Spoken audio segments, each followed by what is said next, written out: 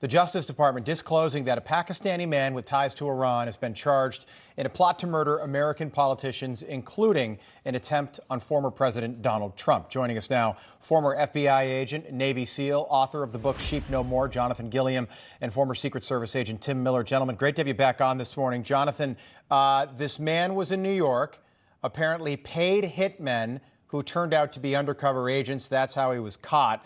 What do you make of this whole plot, and do you think it ends here? Well, it's not going to end here because we have no idea. It's not the person that you catch. It's the people that you don't know anything about.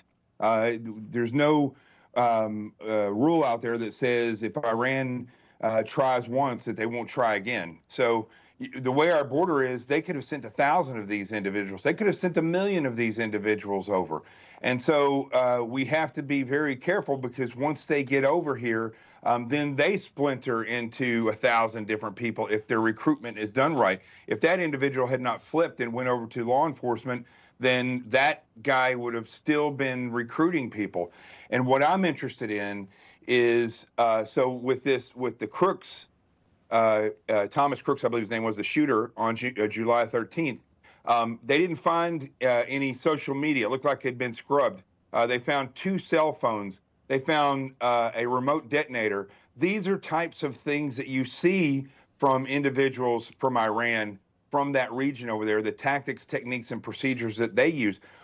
They say there was no connection there, but have they vetted to see if there's any connection with anyone that came over and recruited him in the same fashion, to where he would have been using those tactics, techniques, and procedures?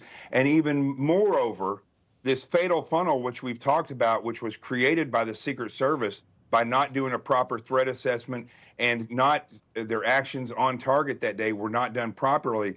Did they have wind that there might be a threat of somebody taking a shot? And if they did, was that intentional, that the supervisor and the threat assessor left that gap open? Yeah, Kimberly Cheadle, by the way, so she's now the former director of the Secret Service, Tim, and I thought this was fascinating. We also learned that, remember last summer, now 13 months ago, 4th of July, 2023, cocaine is found at the White House.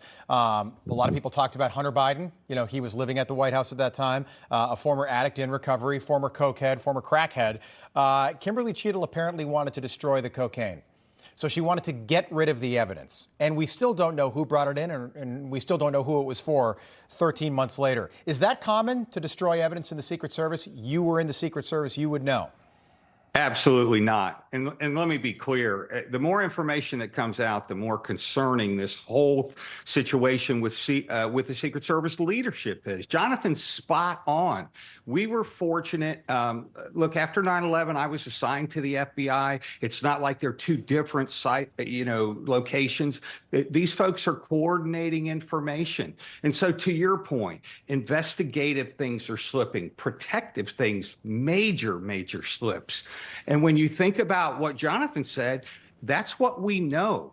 What don't we know? If the Secret Service had that information in April, how in the world did July 11th happen? And I would remind you, there wasn't one hijacker for 9/11, there were 19. So Jonathan's point is even more important. Who else is out there? How is this allowed to occur without appropriately increasing the resources to protect our leaders? It's shocking to me. Well, it seems like the conclusion that you're both drawing is that may have been done deliberately. To what end, we don't know. We can only make assumptions.